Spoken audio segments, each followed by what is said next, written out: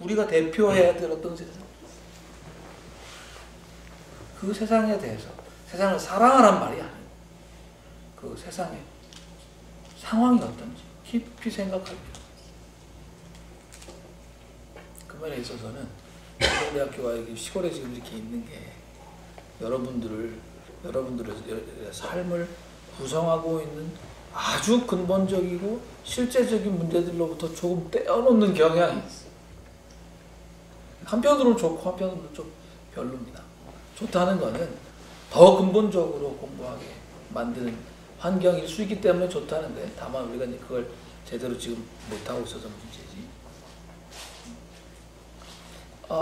좀 불리하다고 하는 거는 여러분 삶이 조금 글쎄 덜 치열해요. 어떤 의미에서 좀 더 낭만적이고 덜 치열. 그 문제를 좀 풀어야 되겠다는 생각이 들고요. 매사 세상을 생각할 때 예수님을 따르는 사람들의 생각은 억압하는 사람들 쪽에서 생각하는 게 아니고 억압받는 사람들 쪽에서, 사종 세트라고 그러잖아요. 과부와 고아, 가난한 자, 놀린 자. 응?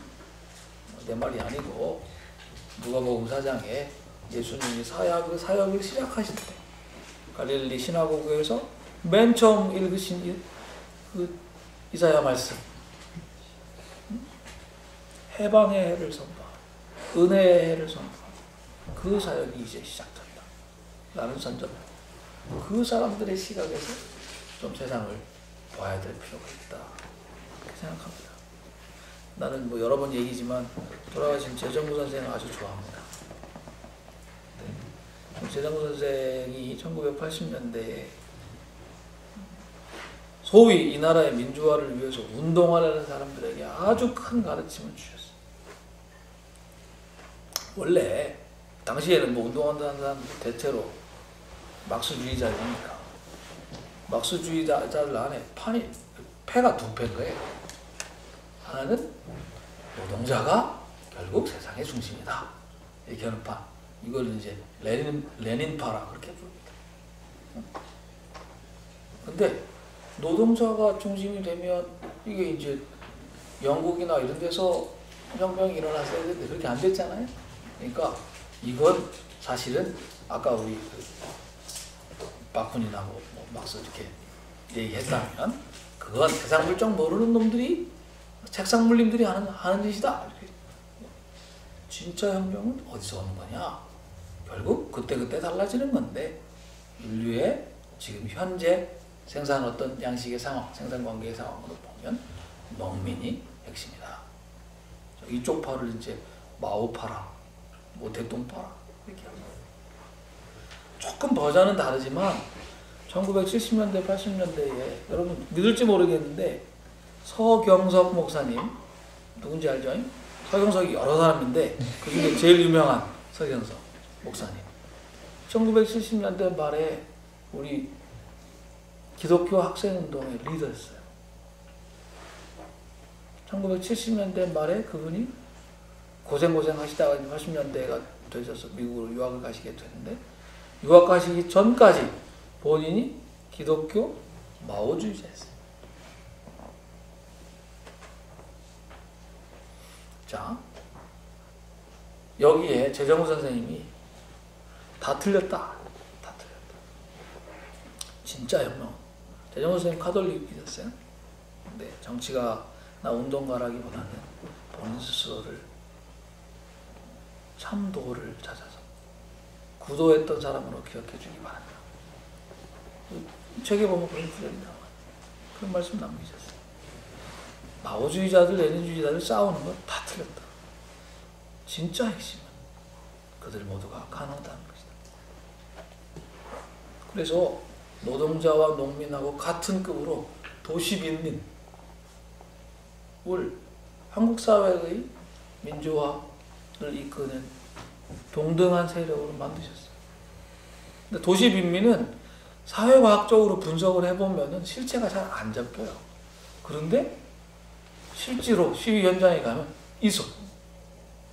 그리고 가장 절실한, 가장 뭐라 그럴까,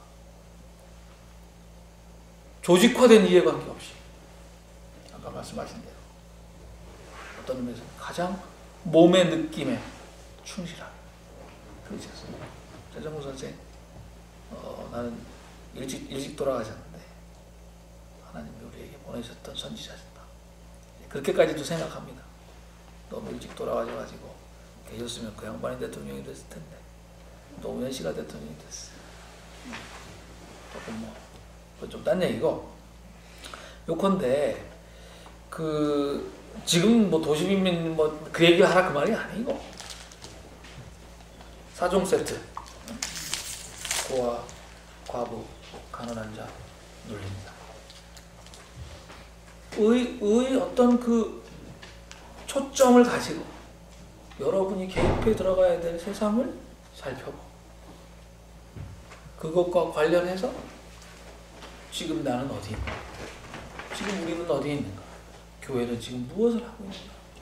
이렇게 생각해 들어가는 것이 우리 선배들이 해온 거고 기독교 전통 안에 살아 내려온 하나의 흐름이다.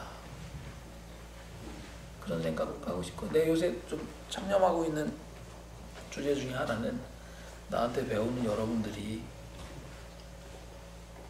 고아 과부는 아니지만 눌린 자거나 가난한 자는 맞는 것 같다. 그런 생각을 합니다. 왜냐하면은 일단 졸업을 해도 취직이 잘 안 되고 돼도 비정규직이 되게 되고 이래서요. 이거 나 공부하는 사람이 어떻게 풀어야 되나 요새 수삼년 전부터 나한테 영감을 많이 주시는 예일 로스쿨의 우리 브루스 애커맨 선생님 책을 읽으면서 좀 배운 게 있어요. 브루스 애커맨 선생님 지금부터 한 7, 8년 전에 책을 하나 쓰셔가지고 좋은 제안을 했습니다. 여러분 이제 책 이름은 Stakeholder Society라는 책입니다. Stakeholder Society. 이분 주장은 아주 간단해요. 미국의 모든 젊은이들에게 고등학교만 마치면 인생을 젊은 시기를 시작하는 투자 준비금 8만 불씩 무조건 주자. 8만 불씩 무조건 주자.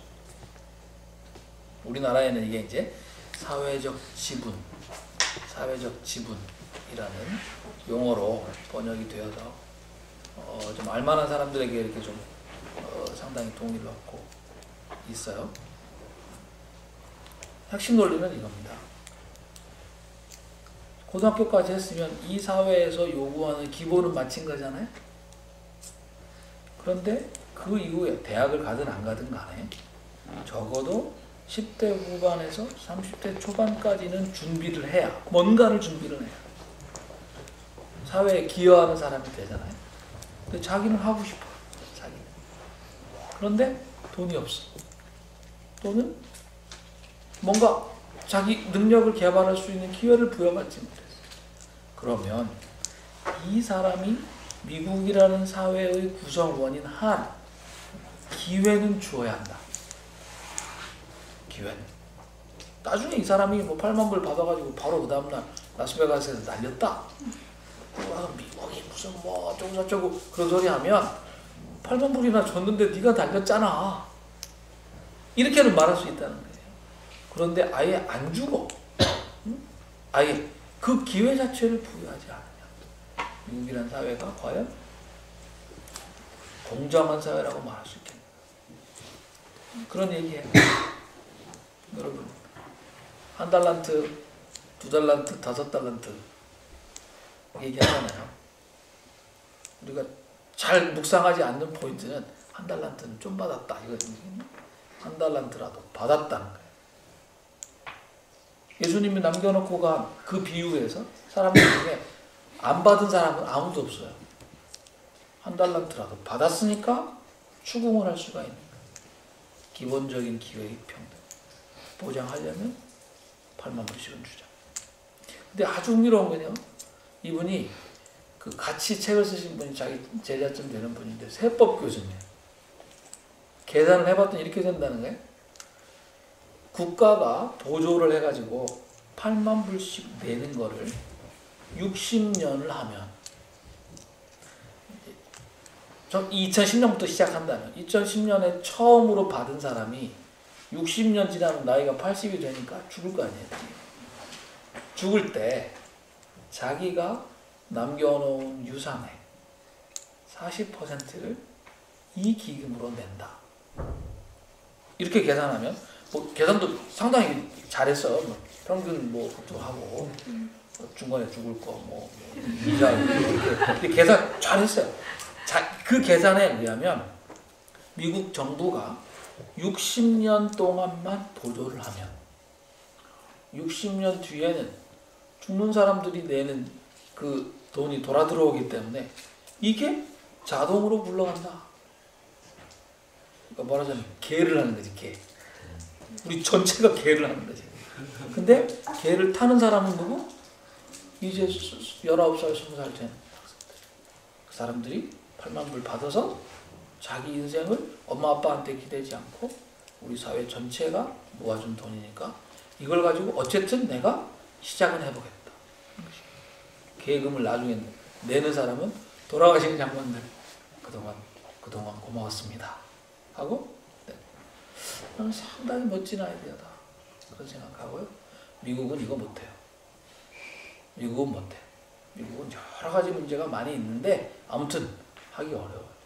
근데 우리나라 사람들은 아싸리 하기 때문에 이 다음 선거나 그 다음 선거나 좋은 후보가 좋은 세력이 잘 이거 붙잡으면 정치적으로도 굉장히 크게 성공할 수 있고 어떤 의미에서는 이 사회를 계층 간의 또는 계층 간의 불평등도 상당히 좀 완화, 박탈감도 완화, 세대들 간의 어떤 부의 불균형도 상당히 해결.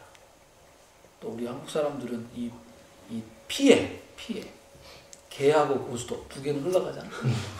나는 두 개 다 해본 적은 없는데 아무튼 그렇다면 이거 상당히 해볼 만한 이야기다.